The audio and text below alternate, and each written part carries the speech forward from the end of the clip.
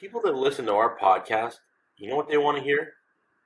They want to hear four fucking grizzly bears getting down on some bullshit. That's what they want to hear.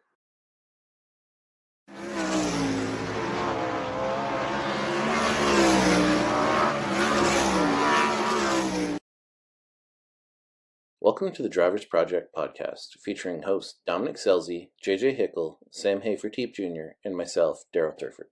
The Drivers Project podcast is brought to you by Kaiser Aluminum Wheels. Be wiser, buy Kaiser. We're back with another Drivers Project podcast. We took a little time off for the holidays, but now we have the Chili Bowl coming up, and we got two incredible guests, and I think the absolute pinnacle of midget racing in my eyes. We have Keith and Rusty Kunz here. We're also joined by Sam. Dom tried to join us today. He couldn't get out of the office, though, because we're recording earlier than usual. And JJ couldn't make it either. We normally start the show with updates. Rusty, Sam told me you're up to something pretty cool now. You're restoring your original midget. Yeah, I got a call this summer from Steve Jennison, and he had bought the original car that I had bought in 1973, and I ran it from 73 to 70 through 79. And he called me, wanted to know if I would restore it for him. His dad actually built the car in the winter of 71. He campaigned it in the season of 72, sold it to me, and I ran it with my cousin Duke DeRosa for like 6 years. Excellent. Keith, I wasn't sure you were going to be able to do this. I thought you might be slammed, but it sounds like you're pretty ready to go for Chili Bowl. Yeah, the guys, I've been, Bo and the guys all take care of the midget stuff nowadays. I don't have to work as hard as I used to. I was at the shootout last week, so I got home Sunday from there and been trying to catch up on some rest and just kind of trying to take it easy this week. Trying to get over, luckily I didn't get too sick. I think I'm going to be okay this week. So just, yeah, Bo does all that now. He's got all the midgets ready, and they were actually starting to load up today. I think they're probably going to leave Thursday morning, head down there. Yeah, and I don't think people realize, like, everyone looks at Keith Kunz racing or motorsports and thinks to themselves, man, it's so easy. Keith's got 10 cars. He's got so many. I don't think people realize you're pretty much always the first trailer that pulls in, the last trailer to leave every night of racing, and that, yeah, you may have some stud racers and good crew guys, but the effort of doing 10 cars is also insane. Yeah, it's a short period, from the last race there at Turkey Night. Guys, they go through and strip all the cars down, and then we got to do new designs on everything, freshen everything up for the cars, and it's a lot of work in about a 5-week period with Christmas and New Year's. Them guys want to take off, so they kind of get ahead. It's a lot easier now than it used to be because we run the same cars that we do outdoors, indoors. Yeah. Where before, we had to strip the cars all the way down, get our indoor frames and rebuild everything. So it used to be a lot harder than it is now. Now they can just kind of go basically down, go through rear ends and pull stuff apart and freshen everything up and back together. And so it's not as bad as it used to be. And we're only at 10 cars this year. We kind of backed up to our 6 normal guys that drove all year long. And then, 4 extras that were guys that come back that drove 4s before, like Buddy Kofoid, Ryan Timms, Tanner Carrick, and then we got Gio on this year, so not as bad as we have in the past. Now, what was the thought process between cutting down on cars? Well, really, there was a couple of things. I've kind of backed off the crew chiefing part of it and let my guys do it. So I have Bo Bender and Caleb Wyrick that do the crew chiefing all year long, Bo had Cannon McIntosh, Gavin Miller, and Colton Robinson.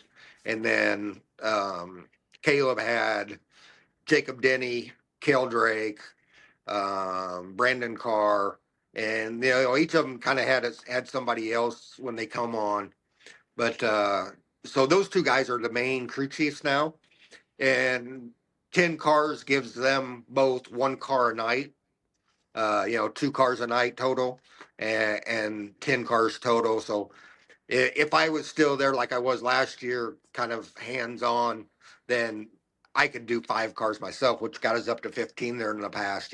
So um, I've been backed off of that a lot this year, and being able to go to micro racing and doing other things. I even didn't even go to a lot of races this year. So um, just kind of gotten tired over the years, and Bo's really really good at taking care of everything, and kind of had to back off and just let them guys do their thing, instead of standing over them with a thumb on them. And they went out and proved it this year. They went out and won 3 championships, and won a lot of races, a lot of big races. So it was a really really good year for them guys. So Sam, you ran your last 2 Chili Bowls actually with Rusty, and then you took a year off, and now you're coming back to Chili Bowl. What's your situation for this year's Chili Bowl? Well, we didn't know we were coming back. I sold my car last year and in November, and we didn't really try to put anything together to come back. I kind of thought we were going to be done midget racing, and this opportunity came up for me to drive for Bobby Huddleston and with Ricky Stapleton on board too. Both guys that I've known for years since I was a young kid racing. So it was kind of cool opportunity for me, and something that I'm probably going to enjoy quite a bit. Not having to own a race car, and on top of that, having some people that I enjoy being around, I think is always a good deal. And those people, they've done a lot for me already, and I know they think I'm bringing a lot to the table, but obviously they're making it a lot easier on me too. So it's a pretty cool deal that I haven't really put anything together. That it's their deal that they've put together, but it's a pretty good deal to be a part of, and happy to go race there. Kind of in a different atmosphere. Every time I've ever raced there is always in something I've owned. So it's going to be pretty cool to kind of be more relaxed this year and not be a car owner. Rusty, what do you think of Sam as a midget racer? You got to work with him 2 years. Oh, Sam's pretty good. Yeah, Sam's good. He can get the job done. So let's not be nice. What was a thing he did good in the car, and what was something he did bad in the car? Well, I think what he did good in the car, he stood on the gas. There's nothing. No, that was good. No, I you know what? I can't put our finger on it. We never. I mean, I thought we clicked pretty good as a team, but we were fighting. The car just it took us like to the end of the first night or the night where our second night we had our obviously the Sunday practice, but each year we ran, it just took us to the end of the qualifying night, and we were behind the 8 ball. I don't know. We just never could get out of the box. I don't know if there was anything wrong. I don't know that I would have done anything different, and I don't know that Sam would have. So we kind of in these podcasts we kind of go through you guys' history in the first half, and then we go to current times in the second half. A lot of your history is already known, though, so I just kind of wanted to touch on the major things. Rusty, you're older than Keith. You obviously got started before Keith. Could you kind of talk us through like your early years getting into midget racing? Yeah, I started when I bought a car in 1973, but I actually started back when I was about a senior in high school. I started following my cousin, Duke DeRosa. He was driving sprint cars locally, and I kind of followed him around to the races. Went to some of the midget races that he was driving. So then when I bought a car in 73, he drove for me. And then where I kind of kind of got a little better when I kind of got hooked up with Howard Lehman. Howard Lehman's from Springfield here, and he and I owned a Volkswagen Midget, and did a couple years campaigning, and then did pretty good. And that guy Johnny Parsons run for us there, and Larry Rice a few times, and I don't know, a couple years there, I didn't do a lot of racing, maybe a few times a year back in 83, 84. And then Keith and I kind of got together, I believe it was in 85, 86. He was running Donnie Lehman, Howard's son. And then from there, we kind of started going a couple times with them. And then Keith and I got together and took his team. I had a team, kind of put them together, ended up getting us a pretty good Fontana. And that was probably 88, 89. And things kind of took off from there, you know. So Keith, during that time, I assume as you were coming up, you were helping Rusty, and then you actually drove yourself, and you actually had to cut things short because of a crash. Is that correct? Yeah, so at the same time, my dad bought a car in, I think it was 1985. I was young, and so I remember going to the races with Rusty and going to Terre Haute in '79 when Parsons got in the car and won the HUD 100.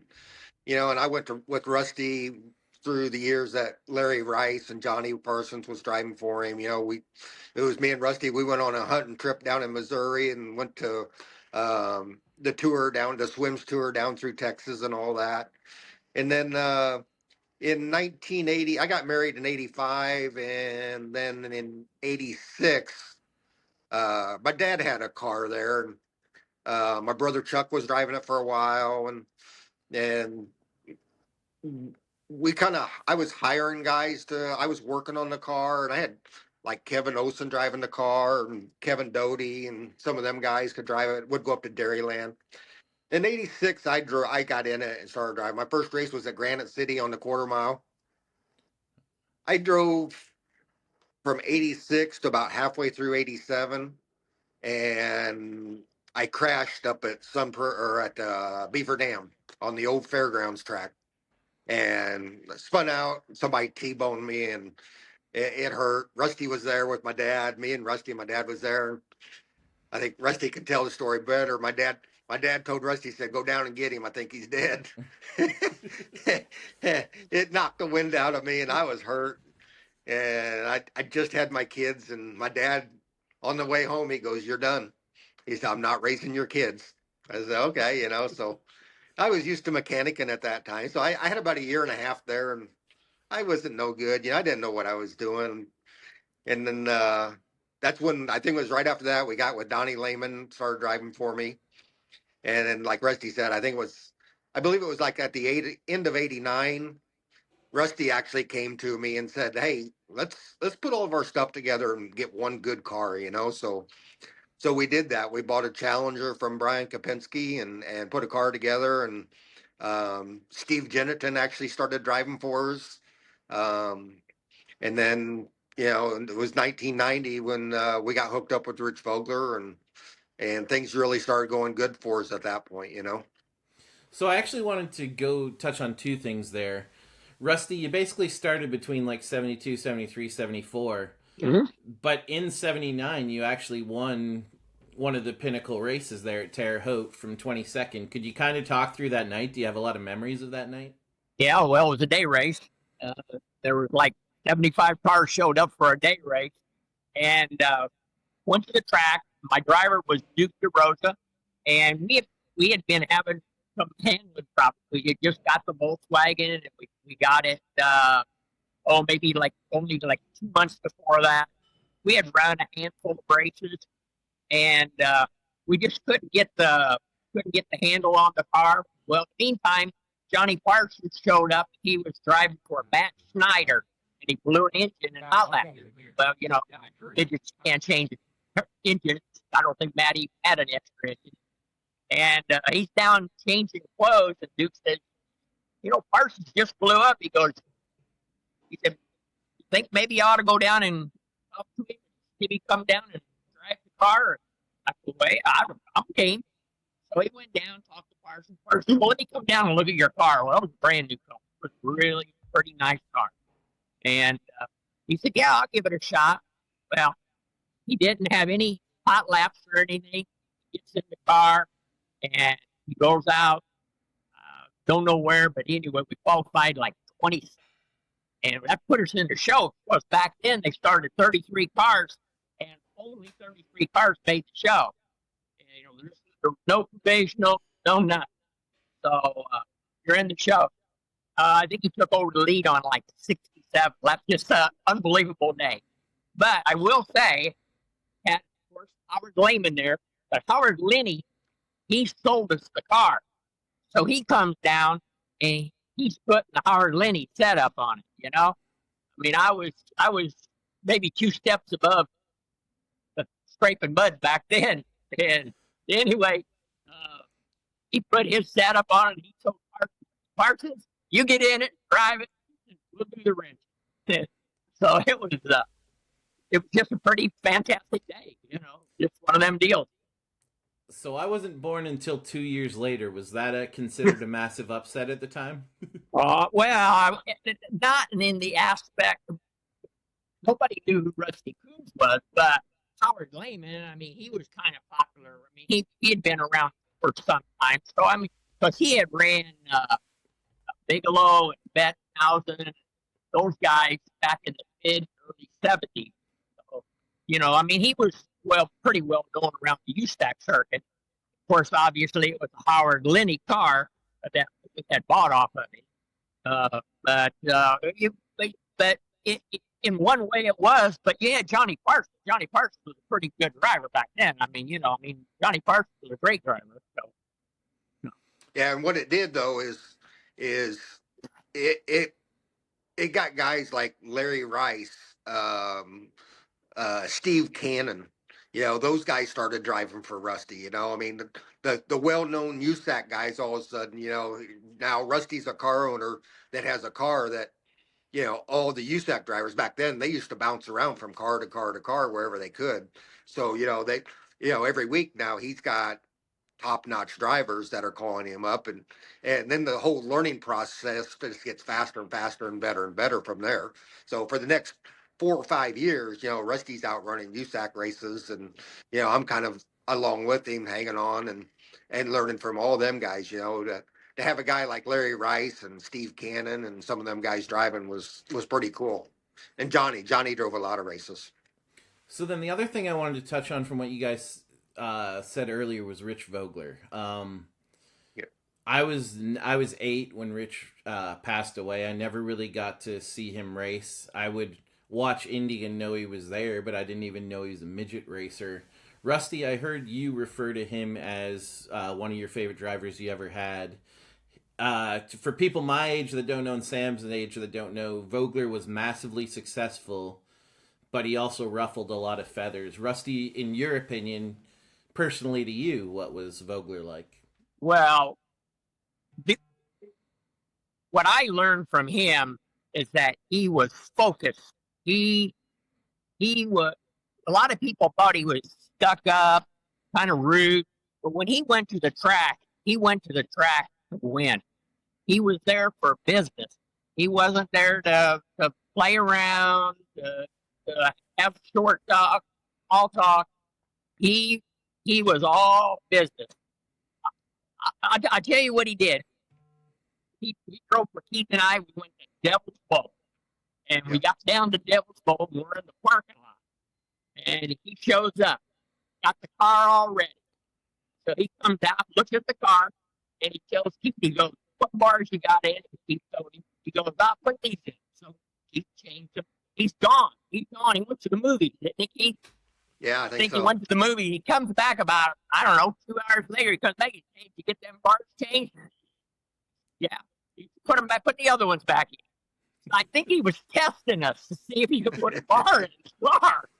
But, but he was all business.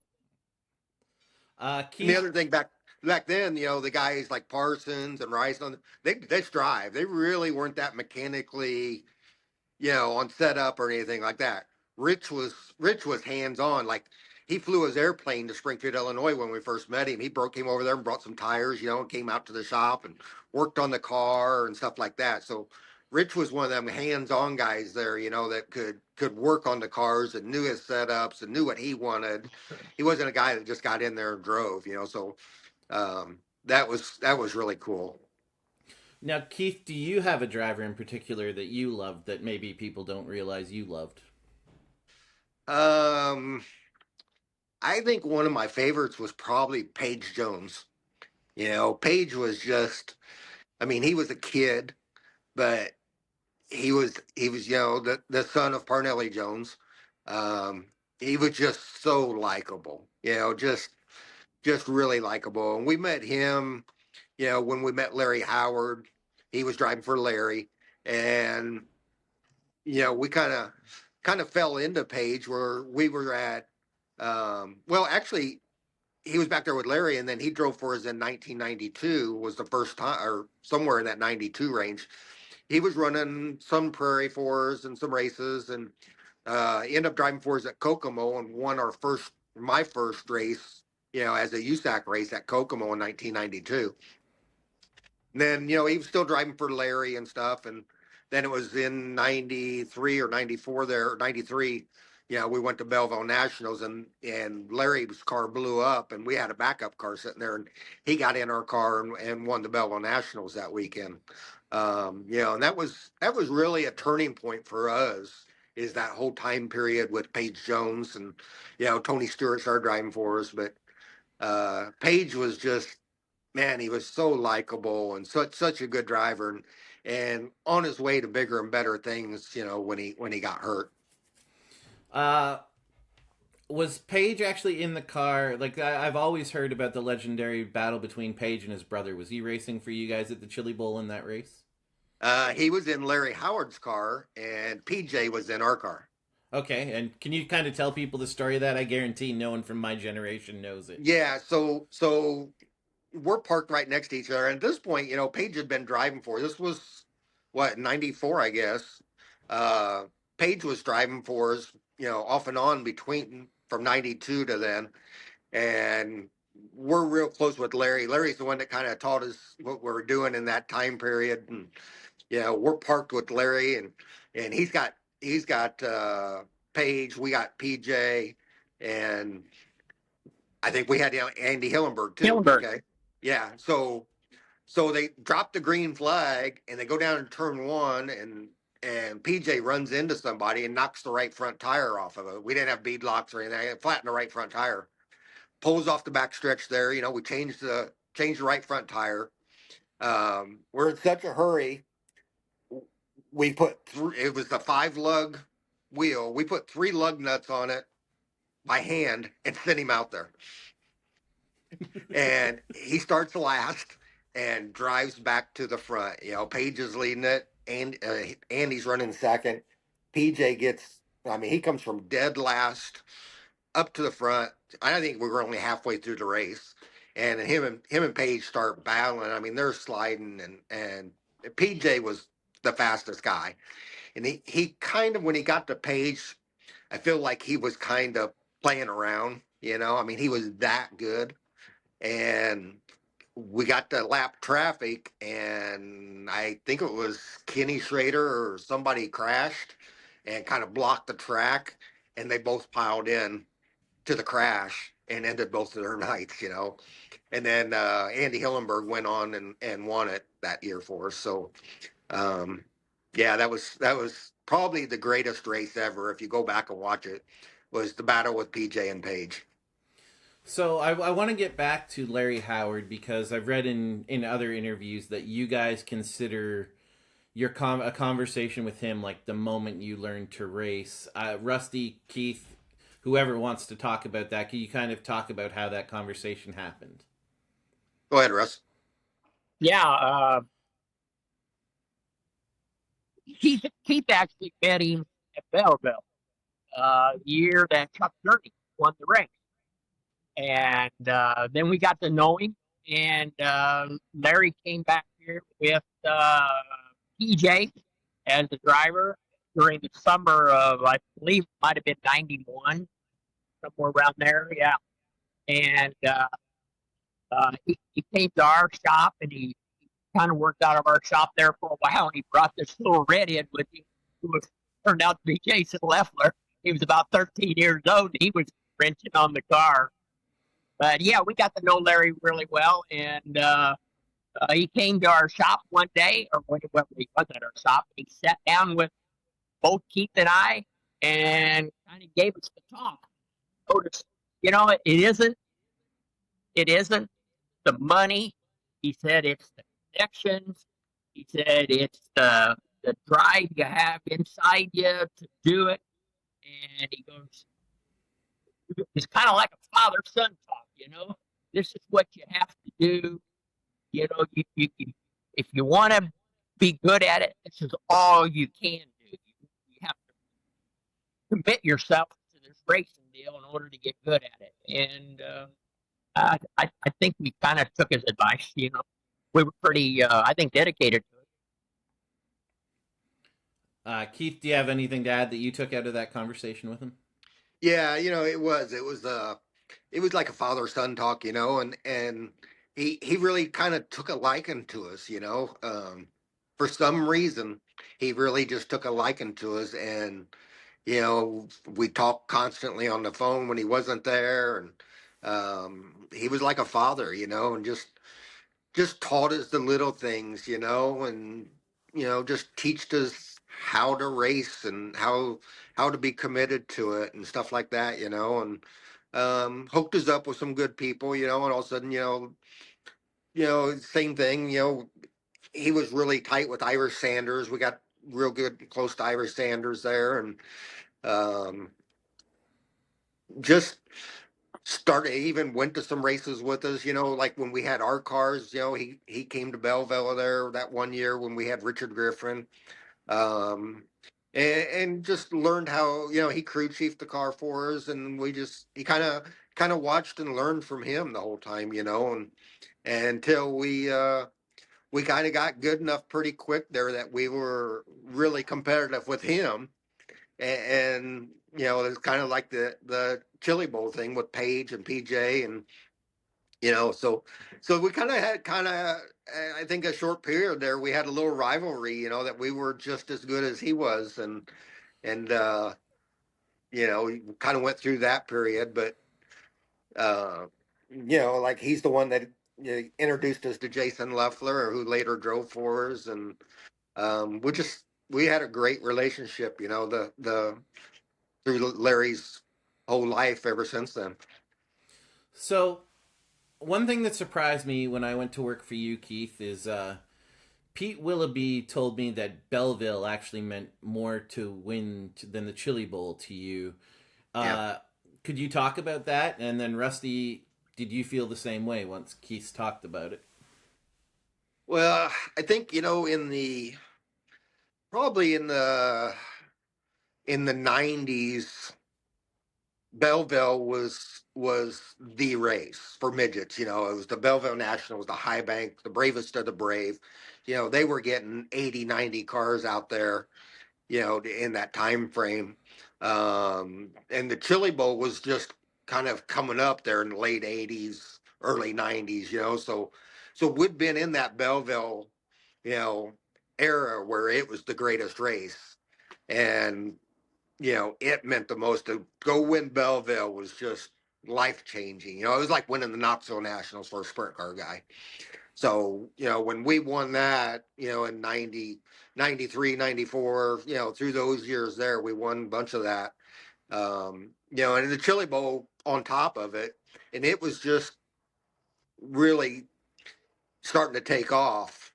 The car count was climbing, but it was only in, the hundreds back then. So, I think just it was that transition period of Belleville was the race to win, and Chili Bowl was still growing after that. So it meant Belleville meant a lot to us. And Belleville just got so, I think as times went on, the cars got faster. The drivers got younger. It got scary out there for midgets, and all the way till Brian's death is kind of what really did it in. I mean, you got to where our car count really went downhill as the kids got younger, and dads didn't want their kids out there, and um, Rusty was probably going out there before I was. Rusty, what did you like Belleville more? What were your thoughts on it? Oh, I love Belleville. I thought I always I always went for the big races. I wasn't too much into, and I did follow the circuit, but like running the USAC every race every year or Mara or what. I wasn't really. I really didn't like that. What I liked was go to Chili Bowl, Belleville, the Hut 100. Those big races is what I always prepared for. I always felt that you try to get the best driver, have the best car, go try to win the biggest race. But yeah, I would. Belleville has to rank right up there. It was my favorite. I mean, if they had it again, I'd try to get back. Yeah. I would support it 100%. If I could. Yeah, actually, when I got hired, Keith, I don't know if you remember, it was because you guys had just run Belleville and you guys had had a disaster. You'd have lost a bunch of motors. I remember that. Sam actually just ran Belleville, so like even today, it's still killing motors. I think Sam, you swept there and you hurt motors, didn't you? Yeah, we hurt one of them. Can I tell you one thing? I think one thing. Okay. I think one thing that helped Keith and I out, one of the biggest things back in '92 that got us going. Not only was it Larry Howard and uh, Rich Vogler, I think Jimmy Steele ran for us, came over, and he talked us into putting coilovers on the front. Everybody was running 4-bars. All the cars were 4-bars before that. And we went to the Hut 100. We were running second, but he tried to go for the lead at the end. We finished third, but from there on, I mean, that coil just changed the way the midgets performed, and it really helped us out because we had a handle on it, and we owe that, of course, I think, to Jimmy Sales. So, yeah, that really changed the direction of midget racing, I think, because the 4-bars were pretty dominant back then. Bob East had to start building his cars, and Challenger just kind of went out of business, and John Godfrey started up Stealth. And we actually got our first car. John was working at Challenger, and then it shut down, so we knew John. And then when he opened up his own place, we had a 4-bar car, and Jimmy called us, or I don't know how we ended up with Jimmy for the Hut 100, and hired him, and he called us back about a week later and says, "Hey, what do you think about bolting some coils on there?" And we're like, "Well, what do we do?" He said, "I'll send you the shocks, and I'll tell you how to make some brackets to adapt them." So he sent us the shocks with the coils all on them, and said mount them here, and told us where to mount them on the axle and the frame, and we did all that. Went to Terre Haute, and like Rusty said, I think we run third or something, but it changed the whole direction of midget racing. All of a sudden, now we're on coils, and we were about the only ones at that time. Jimmy had played with it a little bit on some of his cars, and all of a sudden, Godfrey kind of took it and run with it, and started building cars that had coils on them, and it changed the whole direction of midget racing there in that year. And I think that was what, 92, I believe. 92, I think it was. Yeah. So I don't care who speaks on it, whoever feels more comfortable. Could you take me through like the decision to race together and your period from 90 to 94? Because that for me is when I started really I started to get old enough, and I started to notice that you guys were kicking butt at the Chili Bowl. I feel like you guys had some really neat drivers in the cars at the time. Could one of you kind of take us through that time period? Yeah, I mean, obviously, Rich Vogler drove for us there, and that summer, I believe Donnie Beechler was driving for us. Then, uh, like the big races, we had like Jimmy Sills. Uh, then we got into '93. Page came back, and Page was running, and then the young kid by the name of Tony Stewart gave us a call one day, and we're in the shop. He calls, and we were looking for a driver to go to Hales Corner. Had a 100-lap race. And we had called, I think, Sills, McSpadden, Schumann. They were all running champ cars there on the mile the night before, or the day before, or the day after, whatever. And anyway, they either couldn't, wouldn't, or whatever, didn't want to drive for us, or they wanted money. We didn't have it. So Tony Stewart called. Tony Stewart called, and we had seen him drive the year before over at the HUD 100, or it was at Terre Haute. I don't think it was the HUD 100. He was driving for was it Raleigh? Raleigh Hillman. Yep. Anyway, he called up. He says, "Hey," he says, "I don't know if you know who I am." He says, "My name's Tony Stewart." He says, "I'm looking for a ride." I hollered over to Keith across the shop. I said, "Hey, you remember that young kid from Terre Haute?" He goes, "Yeah, Tony Stewart." I goes, "He wants to run at Hales Corner." Keith said, "Hire him." I said, "You're hired." And then anyway, he showed up. And anyway, long story short, he won the race.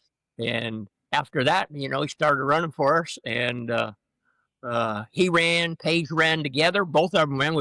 We started a 2-car team then, and then both of them were running in 93, 90, early 94. And so yeah, that was kind of the drivers that we had. And turned out pretty good.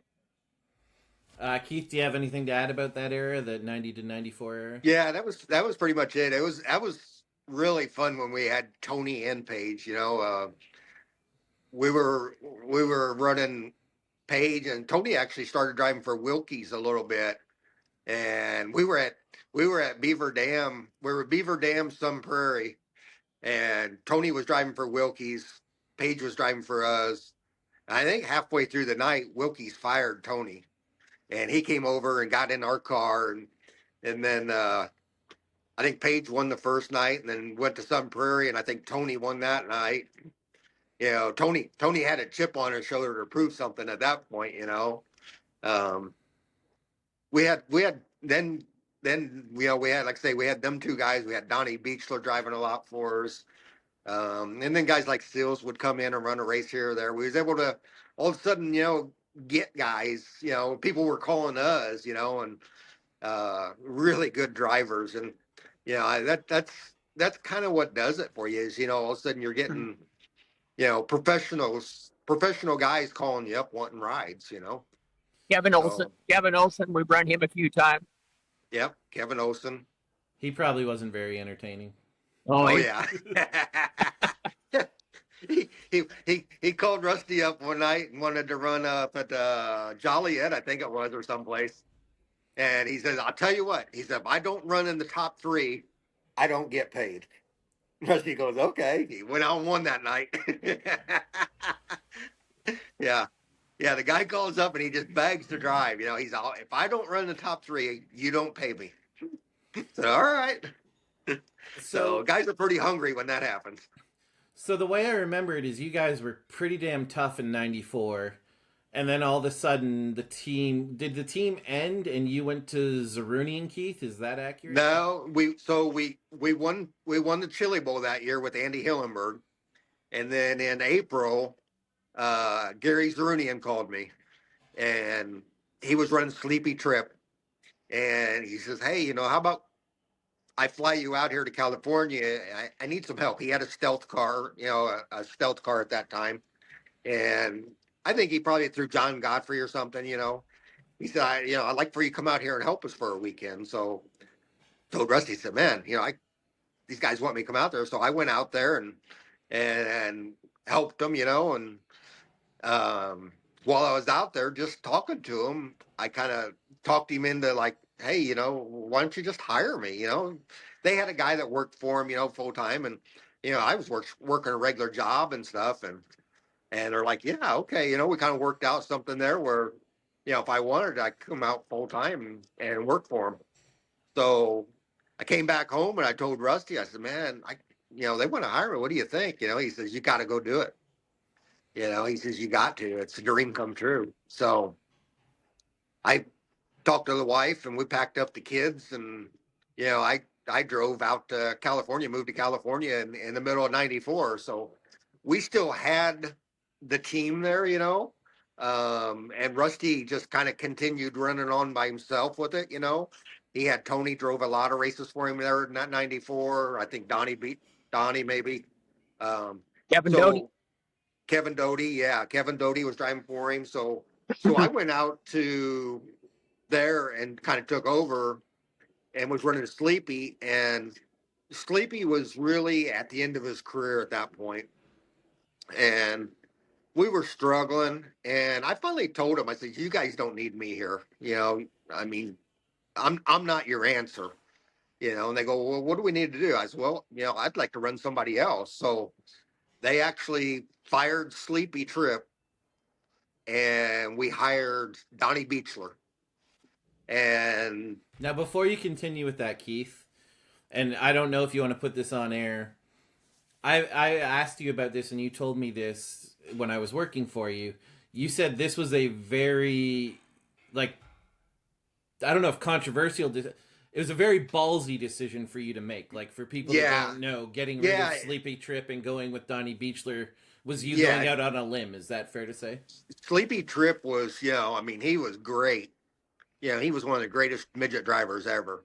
And I honestly went to them guys and go, you don't need me. I'm not doing you any good. You can do just as good without me. And they were I think they kind of knew where they were at with Sleepy and stuff, and they actually made me call him. Said, well, you want to call him and fire him? You call him and fire him. So I actually called him and fired him, which was pretty crazy to think that, the famous Sleepy Trip who drove for them guys all the years. And then I was the guy that, ended up having to fire him. And yeah, it was a big move, and they knew who Donnie was. And Donnie came out there and we instantly had success, and started winning races again, so they were extremely happy. And we actually came back in the Midwest, and I was actually kind of picking and choosing some drivers there. Donnie was driving. We came back to the Midwest to Belleville Nationals, and I think I had Donnie and Steve Knipper. And then Rusty was still running our cars, and you had who? Doty and Richard Griffin? Yeah. You had Tommy Estes. I did. I had Tommy Estes, and would I have anybody else? I don't remember. No, you had two cars. I had two cars. Yeah. Well, ended up Kevin Doty won.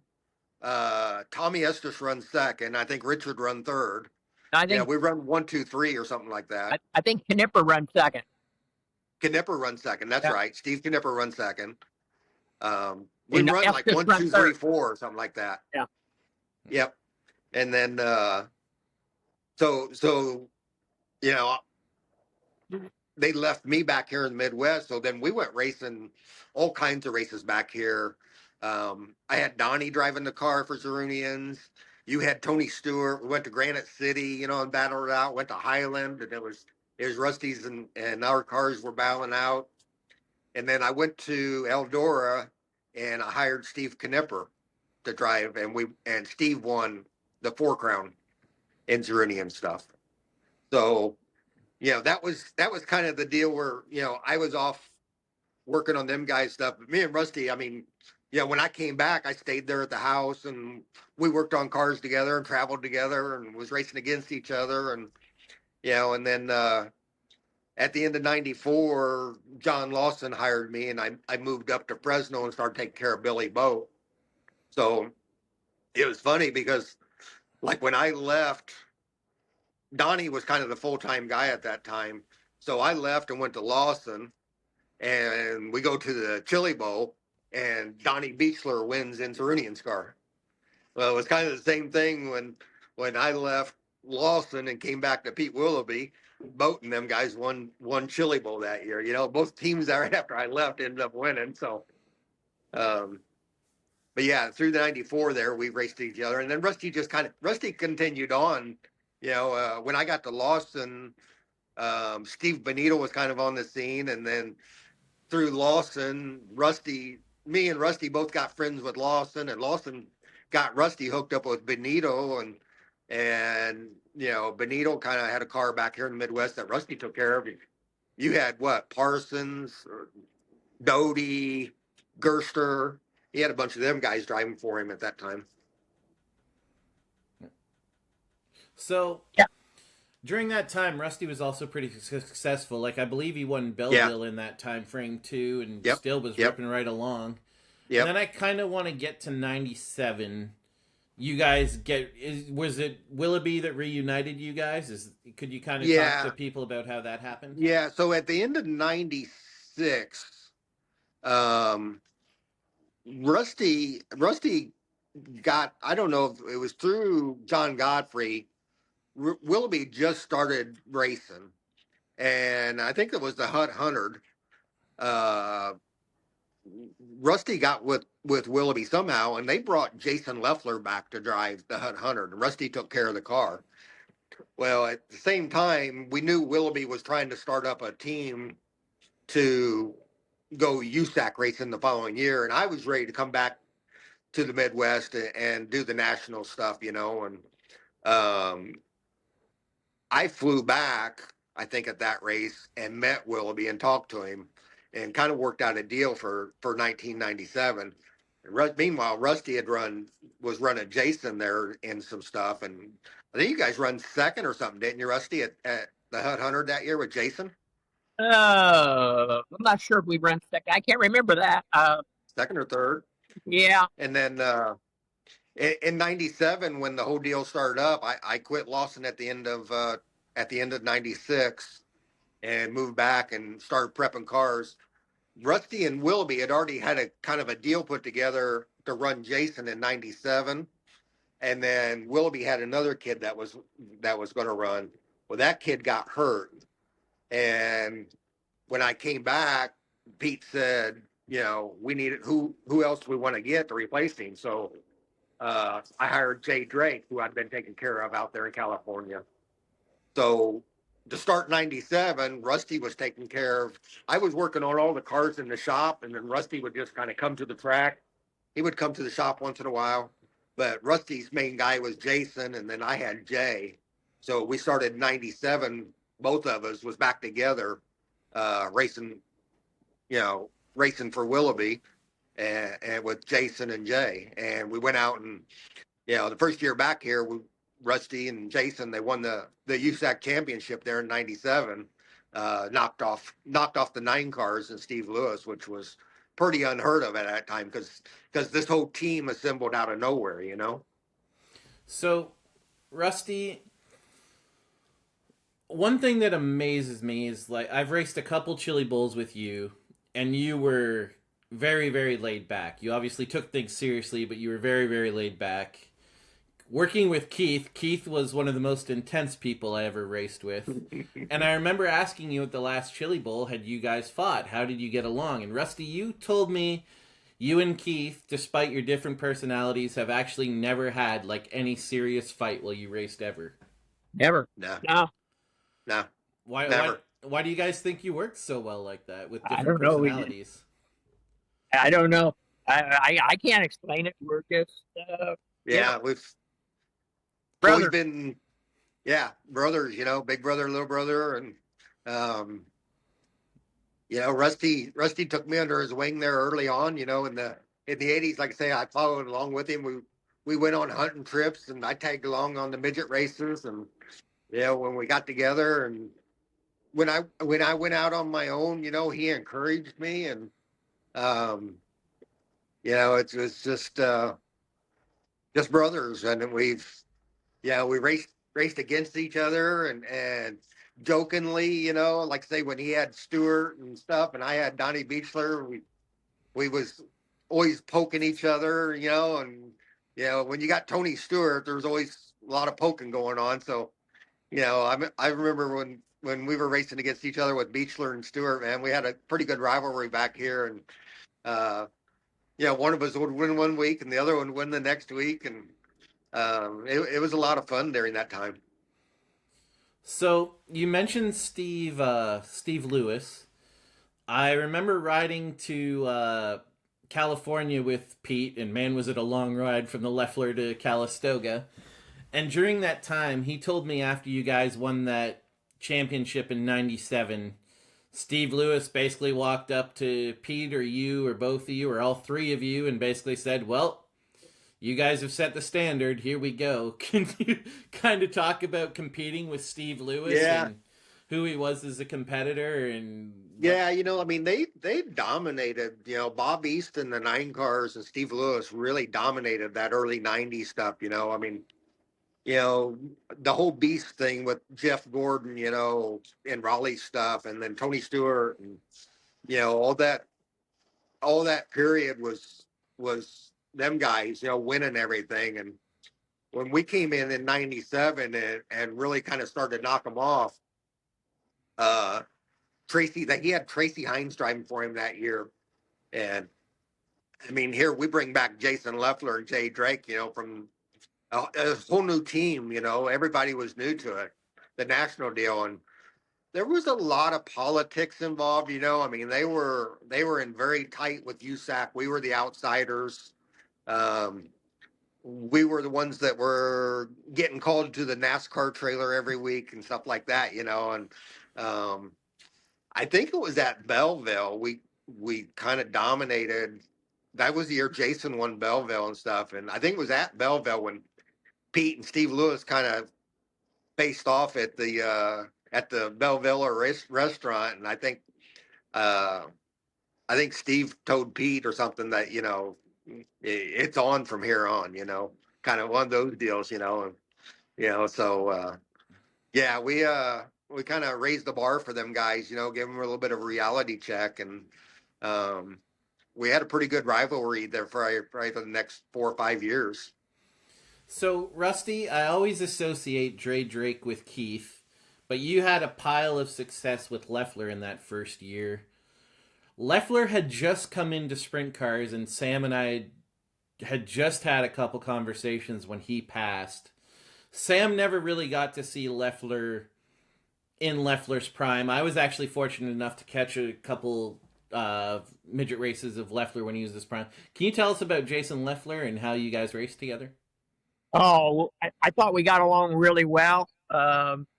He he was just a pure driver. And he'd come in, he could tell you he was loose or tight, but I mean, he really never gave any input into the car. I mean, he was easy to get along with, and he drove hard. He just drove hard. He just a hard racer. And then Keith, like I say, I always associated Jay Drake with you. Can you talk? And I believe he's even worked with you guys up until recently, or even still currently.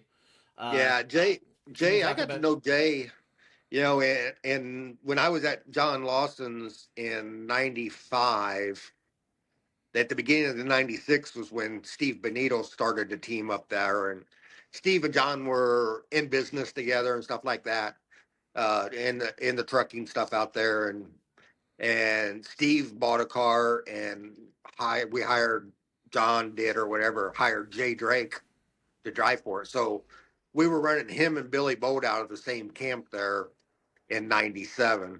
And Jay, I mean, if you know Jay, he's just so laid back and um, really cool. We won the mile, like when USAC came out there, we won the Sacramento mile. It's when we were running midgets on the mile. Won the Del Mar mile.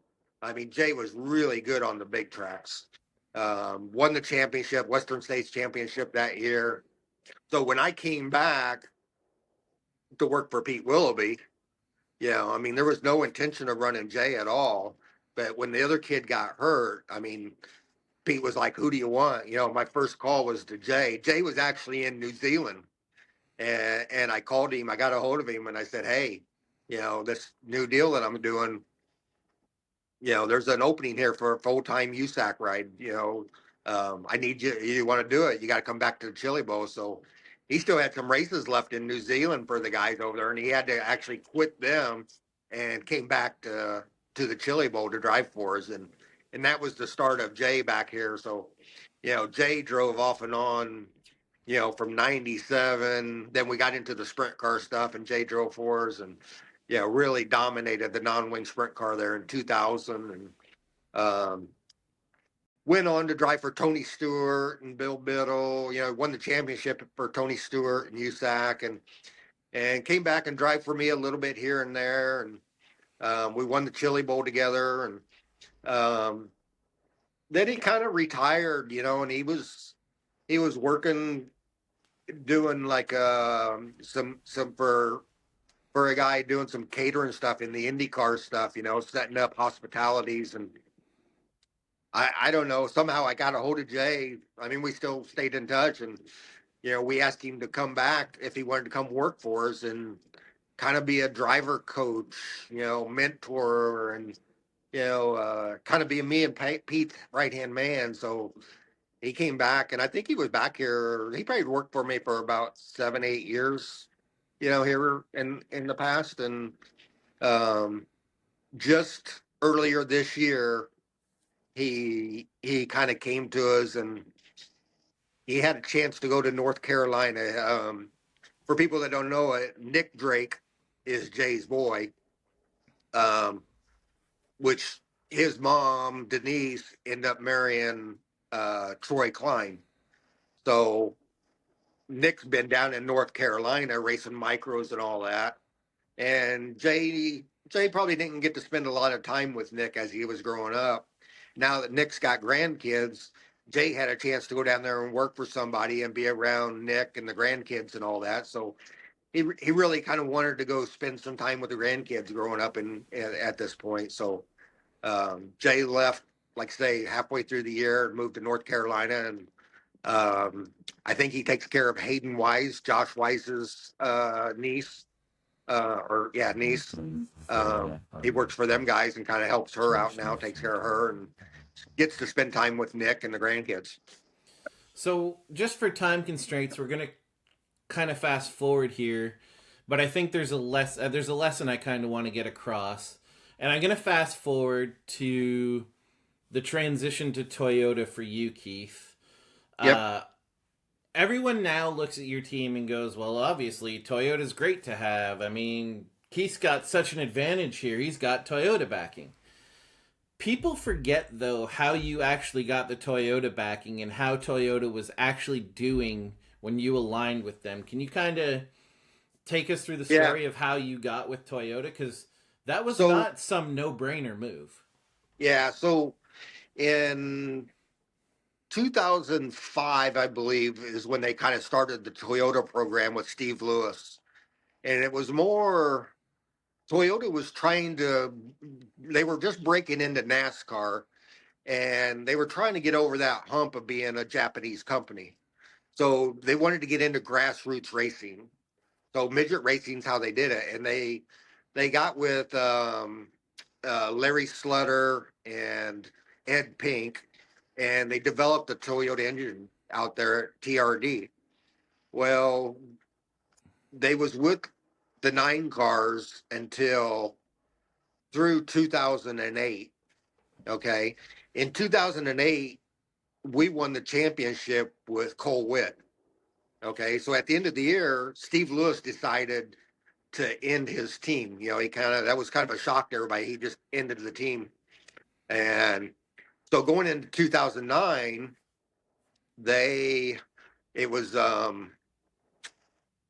came to us and wanted Cole. It wasn't that they wanted us; they wanted the championship driver, which was Cole Witt, to be on Toyota Motors. So they gave us. They said, we'll supply motors for Cole. It was like 2 motors is what we had.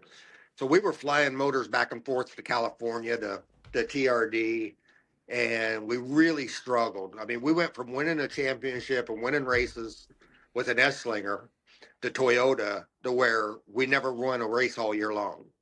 And we were a seventh, eighth place car all of a sudden. Just really struggled with the motors. Just didn't have the kind of power you needed. Went into 2010. Cole left and went to do some NASCAR stuff. So 2010, I had Dave Darlin running a lot of dirt stuff, and Brian Clausen.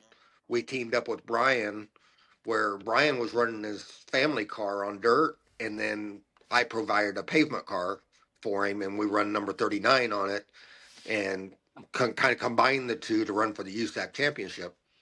Well, we went all the way through 2009, 2010, never won a race. And I was begging them to get Rick Long involved. Rick was taking care of, I had Rick, previously did my sprint car motors, and he was taking care of all Casey Kane's midget stuff, which was Brad Sweet, the Mopar stuff, and just killing everybody. Well, somewhere there in 2010, they got with Rick Long and they got with Gary Stanton and kind of developed a new motor right at the end of 2010. And at Turkey Night, they gave us a motor. I mean, like the week before Turkey Night, they gave us a motor, and it was a whole different configuration of head and injection. And we had to plug that into a pavement car. And we didn't have no testing, no nothing. Went to Turkey Night, went out in hot laps, and I was like, we have something now. Brian goes out there and we're at the top of the board, and I mean, we're fast, and we end up winning Turkey Night that year with Brian. After 2 years, a new motor comes along. They got Rick Long involved in it, so all of a sudden we got a motor, and it was just everything changed, and so they decided to keep Rick and Gary Stanton involved in the program going into 2011. And Rick was kind of my guy. Gary Stanton was doing some of his own stuff. So going in 2011, Brian decided he was going to go back and run their family car, the whole, both dirt and pavement. So I needed somebody to drive, and I'd been at Paris and I seen Kyle Larson, kind of asked who that was, and somebody told me, he's back there running eighth, ninth in a sprint car, but something stuck out with him. And we went to Chili Bowl and had a list of about 5 guys, me and Pete did. We were still trying to decide who was going to drive for us in 2011. And Larson was there driving for Glenn Crosno. And I told Pete, I said, there's that kid, go watch him. Pete goes out and watches him in hot laps, comes back, and he goes, that's our guy. That's the guy we're going to hire. So he goes over and talks to him and meets the parents, Mike and Janet, and starts talking to him about coming and running, if they want to come do the national deal, USAC deal. And Kyle was kind of like, I want to go sprint car racing. He was starting to run some sprint cars and stuff like that, and he wanted to go sprint car racing. And it was his dad, Mike, that goes, no, you don't understand. This is a chance of a lifetime to go drive, for these guys in USAC. So they came back. And with Toyota, what they weren't that involved with us, it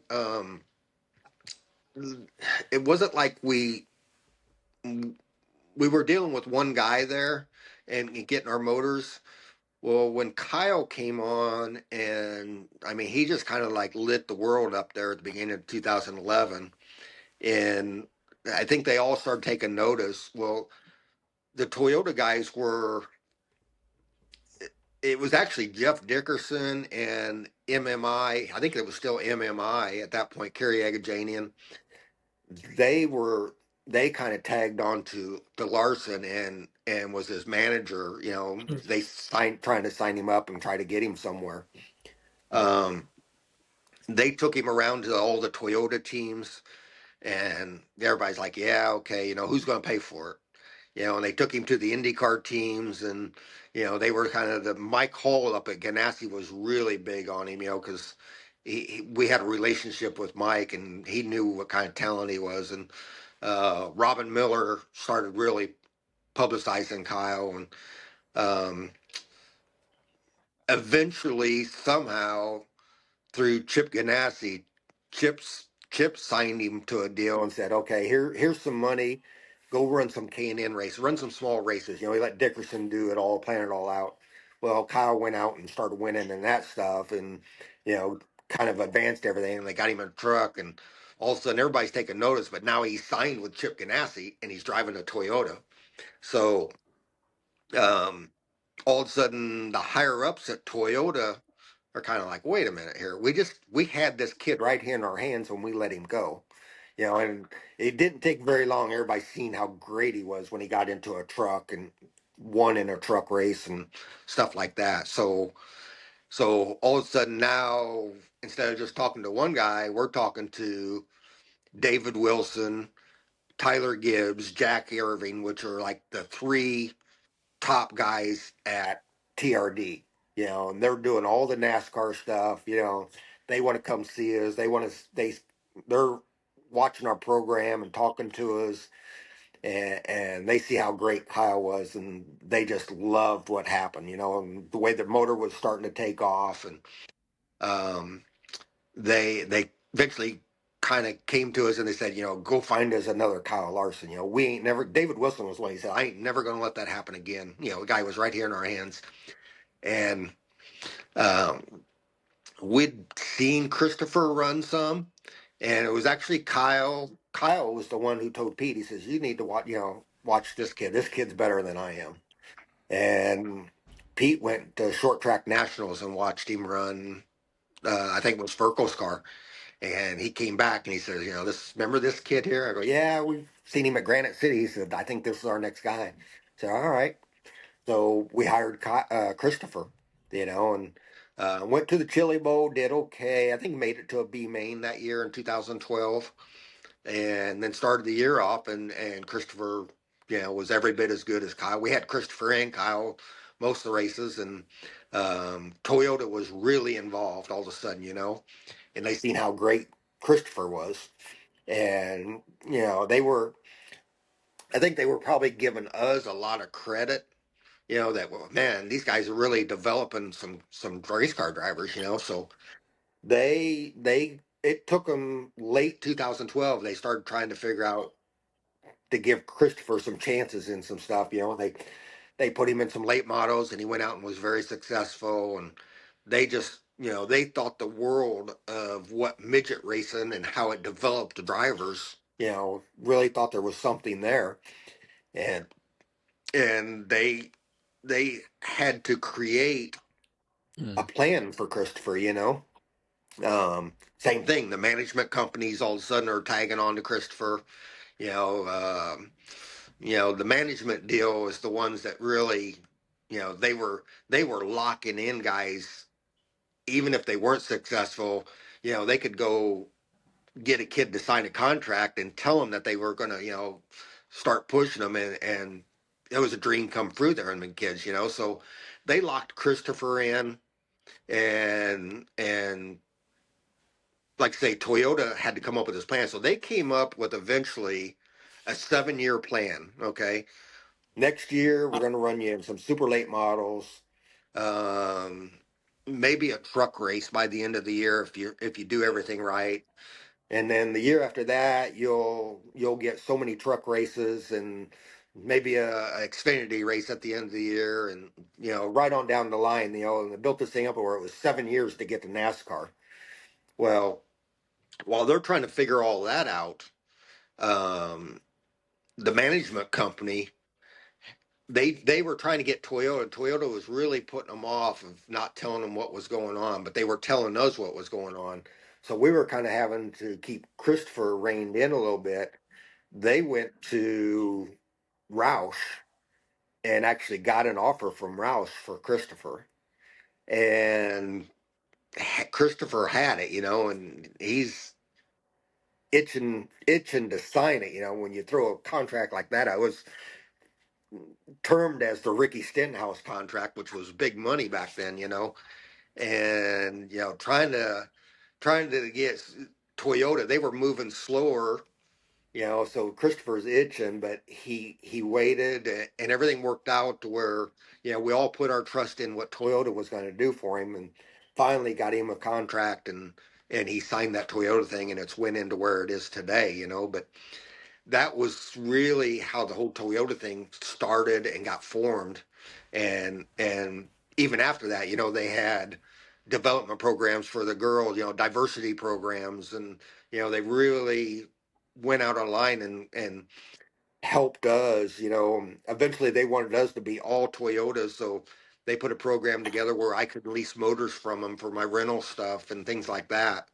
Um, but yeah, Toyota, I mean, that was a big change for us, and it excelled us to um, a steady sponsor, you know, for the years to come. And it also looked like an avenue for everybody else out there. You know, you had to be in the Toyota program to move on all of a sudden. And the reality was, you know, you have to do everything perfect to get to that level. You know, every one of them opportunities that you get, you have to produce. You have to get results. And Christopher and Kyle were really the exception that, you know, everything they stepped in, they did right and they got results. And that's why they are where they're at today. And you can see they're two of the best guys to ever come along. So um, that opportunity is still out there for people. Um, you know, you can't ignore winning. You know, I always tell these kids, you know, if you're going to get somebody somewhere, you have to win. You have to win in inferior equipment for somebody to take notice. Um, you have to, when you get these opportunities to get in a good car, you have to produce. You know, you can't you you have to take advantage of it, give it everything, and that's what's going to get you somewhere. So Rusty, during the 2000 to 2005 to like 2012 period, I don't really know what you were up to. Could you talk kind of go through that time? And then while Keith was running with Kyle and Christopher, you ended up starting a relationship with Brian Clausen that to this day I think is iconic with everyone from my generation. So could you take me briefly through those years and then how you and Brian got together? Yeah, right around 2000, I'm see, 99, 2000, 2000, I took care of Sarah McCune. And then a year later, I worked for Joe Mitchner and Tracy Hines. And we were actually going for the USAC title. I think Tracy was running like third, and we had to go out west, and Tracy broke his leg on a motorcycle. Uh, and then I think I did. And the following year after that, I went back, worked for Rich McCune again for Sarah. And then I got hooked up with John Godfrey and Venture Racing. Um, uh, and we did like we'd do Midget Week, we'd do Belleville, and uh, uh, Bob Trafford and John Godfrey had the team together, and I had Todd Shores going with me. He was working at John's over there, and we ran Shane Hollinsworth with Darlin, John Stambro, and then we got hooked up with Jerry Kunz, and but we were running. We ran there. Let's see, it was 2005, and we had Dave Darlin running that year. And Dave was really hot. I mean, he was like in the top 12 out of the first 15 races or something. And then we go to McCool Junction, Dave wins. We go to Belleville, Dave wins the preliminary. Then we go to the next night, Jerry, we had a second car, and Jerry won Belleville. So, you know, that was kind of what we were doing in that era.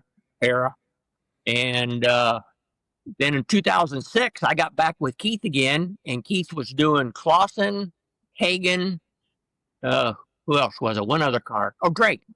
And I went with Keith in 2006, and I would just show up to track and, you know, take care of, I believe it was Drake and most of the time, and he was Hagen, yeah, Drake and Hagen. Drake and Hagen, yeah.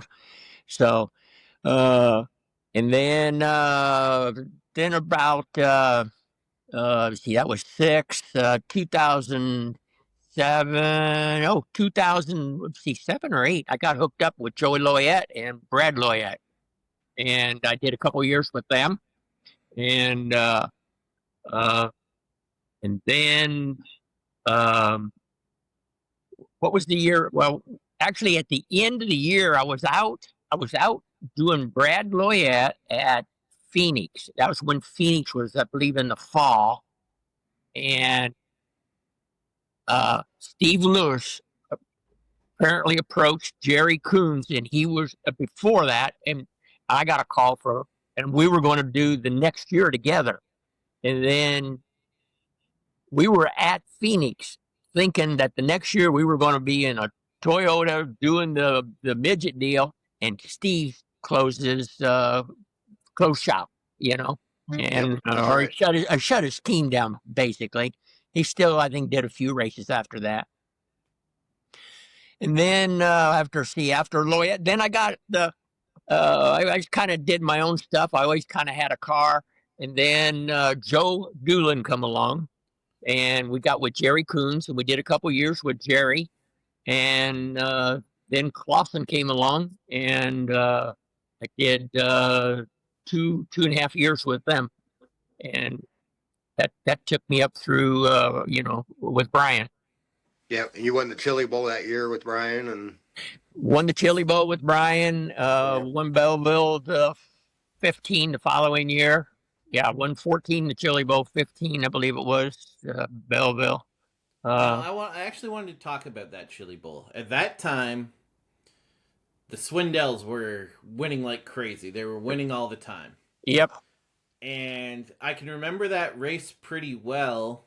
I believe Christopher was battling in Keith's car for much of the race with Kevin, and he passed Christopher late, I want to say, and it ended up being quite the show. Can you kind of talk about that Chili Bowl win and kind of what went on? Because at the time, everyone thought the Swindells were untouchable. They were untouchable, but when we got there, I had just put together a brand new car, and it was the lightest car I ever put together. And we had an F-Slinger, and it was one of S-Slinger's S-Slinger. It was a good one. And we went there, practice. And if anybody knew Brian, he would kind of move his little lip, or he'd kind of nod at you, and he says, "We're good." He says, "We just can't beat ourselves." And we knew right out of the box.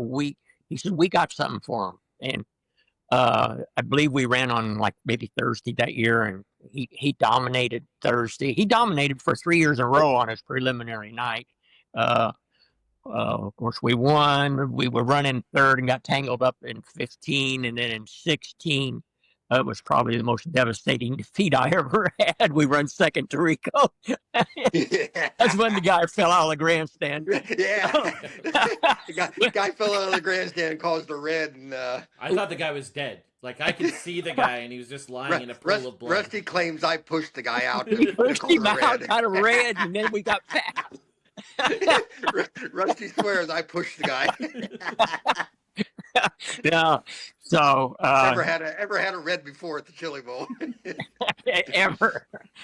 So, but yeah, Brian was another one. He was so easy to work with. He just you do the thing you want to do, I'll drive it, and he was quite the driver. But I will say one thing. What led up to that year is that I had Jerry Kunz the year before, and we were trying to figure out what Sammy and Kevin were doing. And we were in a semi. Jerry was that at the Chili Bowl. Anyway, we got together with we were talking with Hines, and Jerry was, of course, my driver. And we kind of figured out what we thought what package they were running. And so we put it on Jerry's car for that semi, and he blew them away. And then we started 15th, 16th, and Jerry runs 6th. We were good. So then the next year when I came to the Chili Bowl, out of the box, I had to set up. And, there was a lot of,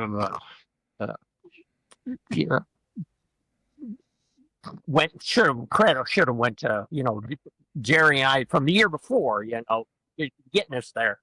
So we were running. Actually, that year we ran the Wendy's car. You remember that car from Danny Lindy's? Yeah. So yeah. So right around that time, Clausen started entering our world, and in the sprint car world. But I'd actually worked for Keith the year before, and I don't know, Keith. I think that might have been like one of your more successful years, probably because of me. Nothing to do Yeah. with you having Rico, Christopher, and Tanner as your drivers, but Yeah. it felt like we won 50% of the races that time, and if we Oh, there's didn't more than win, that, yeah. and if we didn't win, it was that friggin' 63 car that would beat us. Yep. Yeah. Rusty, you guys were really, really good together, and it was basically you taking on a team of 3 studs with just Brian. But one thing I always found was whenever I watched Brian, he was clearly very good. But there wasn't like a single thing I could point out I could say like Brian did this extremely well compared to anybody else.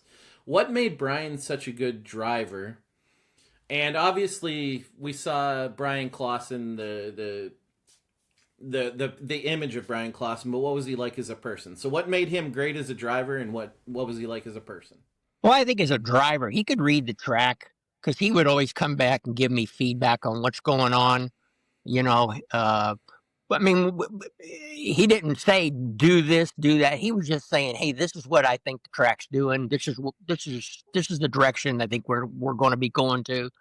And then as a person, I thought he was pretty laid back, and I mean, he was to me. When we were just personally, we just worked together. It was like Keith and I, when he and I we just smashed, and sometimes you just can't put your finger on it. It just happens.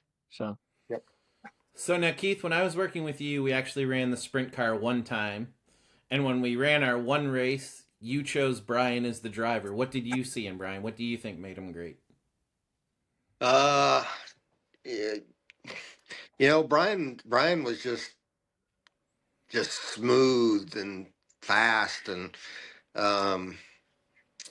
I don't know. I don't know what makes these guys great. It's amazing because guys can have a totally different style and still get the same result. So, Brian was good. I mean, he won a lot of races in a short time. Um, he was fearless. The non-wing sprint car stuff, he was so good in. And he was just kind of trying to adapt to that wing sprint car. Probably had a full year of it there when the tragedy happened, and but he's one of the all-time greats for sure. So obviously, when Sammy and Kevin really had a stranglehold on the Chili Bowl, everybody was kind of saying how light their cars was one of the major things. And then Rusty, you had mentioned that you just built your lightest car. How really light were these cars at that time? And when do you guys think that the cars that you really had to bring to the Chili Bowl were special cars? Like, when did all that happen? And, what's a weight difference now versus what they were at the lightest point? Well, I think that that period there where they were dominant, we were just behind. I mean, everybody was still bringing their outdoor stuff, and Davey and Kevin, they just had really nice cars. They were well prepared. Obviously, they were both very good mechanics, mechanically inclined, and they were both great drivers. But that year when I drove Gary in 13, we had a real nice car, and I told myself, if we're going to come back to the Clausen, we have to have a nice car. Everything has to be, and how light it was.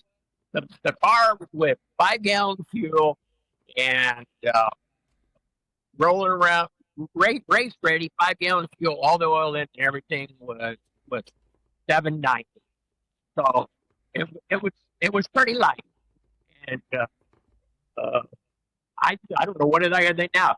730, 740. I mean, 830, 40, 50, 830, 830. you can 830. You're whittling one down pretty good. Yeah. Just so much more body panels. I think one of the lightest cars we ever had was probably the Andy Hillenberg car. Yeah, that, We were in the 700s back then, we were below 800 there, in early 90s, What would y'all we do? What would you guys have to do to get a car that light back then, besides frame stuff? a lot of it was them frames were light back then, but you just didn't have all the crap you got on them now. You didn't have much of a body. I don't know. I mean, I remember back we actually took that car. We had a couple of them cars, one that Paige drove and Andy drove, and we ended up crashing one of them outdoors, and it was ugly. It was not good. yeah. Yeah, I mean, I remember drilling holes in feedlots and drilling holes in the frame and just drilling holes everywhere, just getting we were leaving like bolts out of wheels. Yeah, we were taking, leave two bolts, take one out, leave two bolts, take one out, and all the wheels. Oh yeah. All non-beadlock stuff, pretty much, except the right rear. Just do a lot of crazy stuff back then. And the Esslinger engine itself was a lot lighter, a lot lighter than the Toyota or the SR11. So. Yeah, they had that one motor that was just really light. The head was lighter, everything was light on that one. Yeah, I think Sammy used it for all through these races that Sammy won was that lightweight Esslinger. Okay, and I know you probably can't say this, but I'm going to ask it anyway. Do you think in today's time you could win, in your cars, you guys could go win with an Esslinger of that age, of like what Sammy would have had back then? Do you think you could win at the Chili Bowl with that engine, with the right combination of driver? I think so. I think all these race cars, all these engines are a lot closer than people give it credit for. A lot of it's, who's on what. Everybody's on Toyotas now, so that's what wins. I think it's the same way with cars. You can win with just about anything out there. I think an Esslinger, you can still win with it if you got the right guys. They just don't have no guys on them. And Dom wanted to know what's one driver you guys didn't work with that you always maybe thought about wanting to work with? Like, what's the one guy that y'all didn't get to work with that you would have wanted to? I always wanted to work with Rico, but he moved up too quick. Now I don't know. Years ago, I guess Mike obviously would have been Jeff Gordon. Jeff, that's what I was going to say. Jeff Gordon would have been the one guy that never really got to work with that I would have liked to work with. Yeah. Yep. Dom actually had some more questions. There are a lot of Keith questions though, so I'll warn you now. Another question he had was who was the guy, and this works for both of you. Like Keith, when I worked for you, you were very much, there's one setup, these guys got to figure it out. These guys are making it go, so if this guy's worth he's going to go too. Yep. Who are guys that raced with you that you felt it just didn't work? So this is for Keith and Rusty. It just didn't work, but you knew they were going to be successful. They just didn't quite work with you guys. Ooh. God, I don't know. One guy that I had to, I will say, vary from my normal setup that I could use with everybody else was Tanner Thorson. Tanner was, I could run the same thing on Kyle, Christopher, everybody else. Basically that same setup that I had went for years and years and years. But Thorson was always kind of that odd one. And I think that's because Tanner is, as you can see today, he's an engineer without a degree, really. You know, he really knows what he wants in a race car to feel, and he's a guy that works on them. Where a lot of guys that drive for me, you know, they don't have a clue of a race car or how to turn wrenches on it. So with Tanner, I always had this different setup that fit him, you know, that we always went to, different set of bars. And I couldn't make it work with anybody else, but Tanner sure could make it work. You know, it's just kind of like what he does today with coils and stuff like that, you know. Um, he's got a feel and a thought process that understands a race car and understands exactly what feel he's looking for and what changes it needs to get that, you know, as a driver's feedback, where most of them just get in it and drive it. Rusty, was there a guy that stands out to you that maybe it surprised you weren't great with and you knew he was good? Uh, we won a couple races, but we ran a lot of times that we didn't have a lot of success. Was with me with Donnie Beasler, and you know he came. I don't know what it was. You know, we were okay, but we weren't great.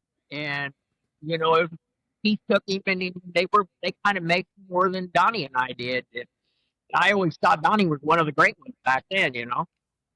I'll tell you one more guy that just talk about that is, again, probably one of my favorite guys to go race with. It was Richard Griffin. Oh yeah. Richard Griffin. Yes, I mean, man. we run good with Richard everywhere. I mean, we wanted him to come back all the time, and I don't think we ever won a race with him. Sam, do you but- have any question before I go to one of Don's questions? Yeah, I was going to ask Keith. So, what do we got to do to get Daryl and a midget at Chili Bowl? What do we got to do? Oh my God! Go on a diet first. I was going to say, do we have to build a special car for him? Yes. That would be exciting. No, Yeah. it wouldn't. It would be very boring. Maybe would we be could talk to very Johnny exciting. Murdoch or something. I don't know. We'd just be going in a straight line. The thing wouldn't kick out. It'd be pretty boring. You'd be like Ross Weiss. Was it Ross that got in the car? Yeah. Yeah, Ross. Yeah, you'd be like Ross. Yeah. So another question Dom had was, what happened with the sprint car program? You know, I really liked running the wing sprint car stuff. You know, we started that whole program when Christopher came. You know, we went and raced some sprint cars, won a World of Outlaw race, won some races here and there. And after Christopher left, we kind of used it as a tool to take some of our guys and, you know, winged racing, wing sprint cars, man. I mean, just help guys in a midget. Like, midget becomes a toy all of a sudden, you know. So I went and run Kyle some races in it. And throughout the years, it just got less and less. You know, we'd go run when we had time. Buddy Kofoid, we went on some races. Dason Persley, I took and run some races. But we would only be able to go run about 6 races a year in between all of our midget stuff. And probably after Buddy and Dason, I really never had a guy that I felt like I could take wing racing, you know, that wasn't totally raw. Them guys had some, at least Buddy had experience. Dason didn't, but the sprint car stuff was laying there, and it was getting old. You know, my stuff was probably 5-6 years old, and it was like, if we want to be competitive, we need to update. You know, we needed to invest and sell this stuff and buy new stuff, and we just weren't running much. And somebody came along and wanted to buy my stuff, and I just, it was a way to get out, and I just sold everything at once. And then I had the motors still laying there for I think 2 or 3 years. I had my motors, which were speedways, and they were killers. And then Rico knew I had them, and Rico actually borrowed one. He wanted to run one, I think, at Mansfield, Ohio, and they had like 290 something heads on them. So I mean, they were big track motors, and Rico used it, and he fell in love with them. And then last year, Rico came down and he wanted to buy them, and they're actually, if you talk to Rico, they're the motors that like he runs at Eldora and Knoxville and stuff like that. They're probably 8-year-old motors that haven't been run a lot, but they got some really good heads and some different stuff on them, and that's Rico's go-to motor on the big tracks. I mean, they're just killer. Dom had another question, and Keith, his question was, how important has the micro sprint team been towards the business? I kind of realized I got involved in the micro stuff in 2020 with Dason when Dason came along. Um, I don't know. Me and his dad became great friends, and it was kind of in between the midget race, and it's like, man, or he was going to go run a micro for somebody. They was going to wanted to go to some micro races here and there, and I was like, let's just put one together ourselves. So I built a micro, and with Dason, and we went out and won a lot of big races. And all of a sudden, all my kids that started coming through our program were micro guys. Ryan, Timms, Christopher was a micro guy, and I realized how big micro racing was because I've really never paid much attention to it before then. So, and I think me going out and being part of micro racing really with Dason, and then Dason's success in the midgets really kind of helped a lot of people break that barrier.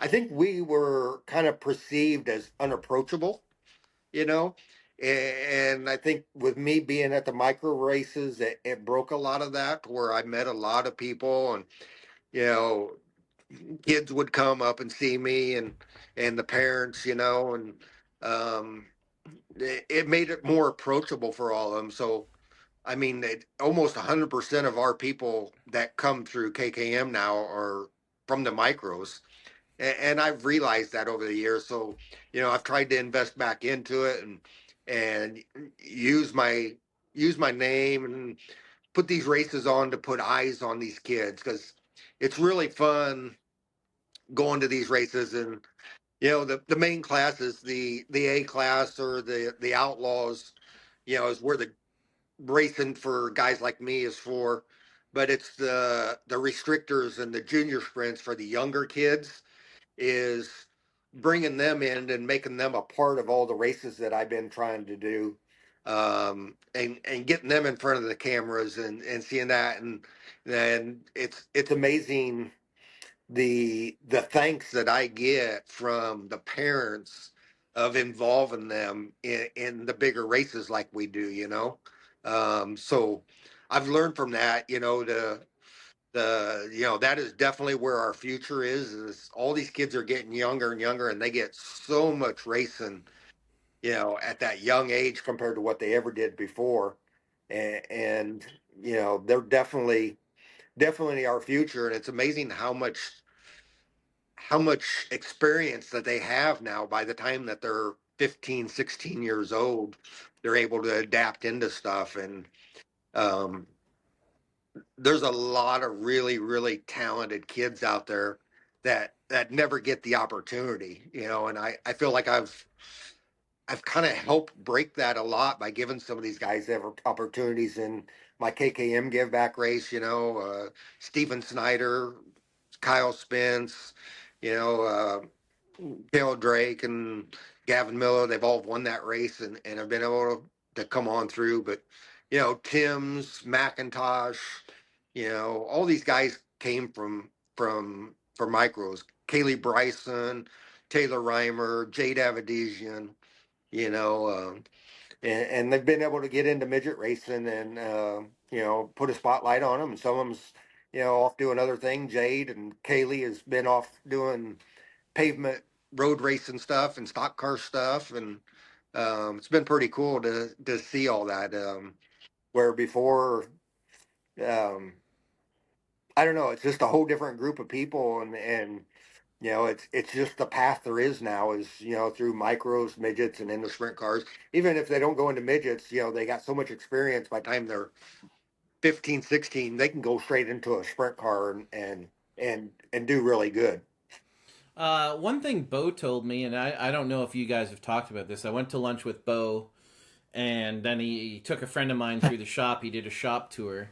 And when we were doing the micros, he actually said that micros have probably kept you in racing. He said you were getting a little Yeah. burned out, and Yeah. micros actually brought you back. You found the fun again in racing. Yeah, I honestly, I did. I got, I'm 62 now, so it was about when I was 55. I kind of got run down and sick, just, just kind of an age thing, I just got wore out and can't recuperate, can't go like I used to. And I think when I quit being quite so hands on, I think up until that point, I was the crew chief of everything. Everybody helped me, but I was the final guy. I was the guy that turned the wrenches. And when I had to kind of turn that over as our business grew, we got more and more cars, I had to have more and more help.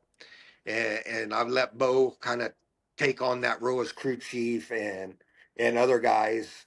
Jarrett came in there, and did an excellent job with Buddy and now Caleb.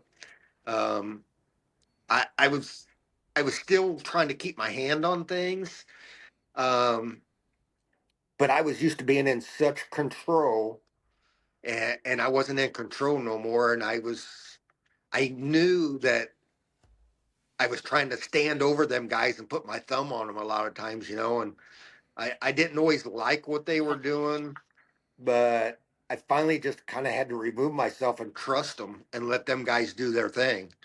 And that was hard. And as you kind of back out of that, then it ain't the same, So micro racing kind of revived that for me because I'm still in control of that, and I can go race when I want to race, and I don't have to chase points no more. Point chasing all my life, and that wears on you, and it just gets tired, So, um, yeah, I think micro racing's the thing that's keeping me going, and I finally told them guys, that if Keith Kunz Motorsports is to continue on, it has to continue on without me. Um, Whether it's my health or I'm burning out or whatever, them guys have to. It has to work with them guys and without me having to be there, and that's where it is today. Bo has really kind of taken it as his own and runs everything. I mean, Bo's the guy there now. Um, I just try to, you know, me and Pete tried to keep things going and give them guys what they want, what they need, So I still have to be the face of it and kind of, the parents and things like that still want to see me and talk to me, and but I've pretty much relinquished the control of the midget deal to Bo, and he's done such a great job with it here the last couple of years, and um, it's kept me in it. So, unless Sam has any more questions, I have one question for both of you. I'll go to you first, Rusty. Obviously, we have the Chili Bowl coming up. I'll ask both of you this. Rusty, what is one thing people do right at the Chili Bowl, and what is one thing people do wrong at the Chili Bowl? Like teams, what do they get right and what do they get wrong? What are some quick things they can change and get better? Well, they're not prepared. I mean, they go there and you see the engine won't start and things fall off of. They have it, this stuff should have been done in the garage. Not not at the Chili Bowl. I've seen people building cars, on Sunday at the Chili Bowl. So I, it's either preparation or non-preparation. That's what it's all about. And then Keith, what's one thing you think teams could do to really improve their programs, and what's one thing really simple that's killing their programs there? God, I don't know. Again, like Rusty said, it's preparation. I mean, the Chili Bowl is unique. It's a different. It's not your normal outdoor setup. And, it took us 20 years to figure that out. What you run outdoors doesn't work in there. you know, and most people, that's all they know. So, you know, they're just, that place doesn't have a lot of grip. So you really got to stay ahead of the race car. Learning how to read the racetrack, you know, and that's years of, you know, you watch them go out there and redo the racetrack, and it looks like there's a lot of grip there, but if you really go out there and look at it, you know, they've just tinkled the top of it. Now it gets dirty, and you know, it's worse than it was before they ever started. And recognizing that stuff, you know, and staying ahead of it is the whole trick to that place, and that's just experience. You know, you got to have a really good race car, you got to have a really good crew chief, and you better have a really good driver. You know, I could sit here and probably name about 15 guys that are going to be in the A feature on Saturday, and that leaves 7 spots for the other 400. You know, so it's pretty tough, and it's reality. You know, you're not going to just walk in there and beat certain guys. They're just good, and you know, the cream always rises to the top. So Keith, last year I felt like on the nights when the curb was built up, you guys struggled a little more, and the nights where it was smaller, like a offhand, I want to say Emerson Axum won on a night when I want to say was the Yeah. shortest curb. Are you Yep. guys having an issue with the way the track is going these days, with the way it's Yeah. just building up that huge ledge? Yeah. You know, I feel like, you know, our cars have a lot of grip. We're able to really get our cars to grip up there. And that's just something that we've learned from, you know, over the years. Um, so they seem to, I think they really, you know, track prep down there is difficult because there's so many cars and all that. But I think a year ago they kind of fell into where, you know, it built a big old ramp there on the thing, and on the wall, and they're trying to create that now all the time. So they'll as it lifts up, they won't really knock that lip down anymore. They're wanting a big curb for everybody to run against with, and I think we get our cars so tight that we're trying to get it tight to where it's tight before it ever gets to that curb. And then it's the drivers that you have. Some can run that, some can't. But yeah, we have been struggling, I think, with that big curb, you know. And that's just because our cars create more grip, and we're better where there's, you know, just flat out moisture or down on the bottom than we are on the curb. Um, and it's just kind of the direction that we're chasing our cars and miss. You know, at that point, you kind of either got to be, you know, free and able to run up there, and sacrifice a little bit everywhere else. And we kind of missed what our combination is for the track the last couple of years. So Keith, Rusty, you guys are obviously legends of the sport. I think Sam and I have loved getting to race with you guys.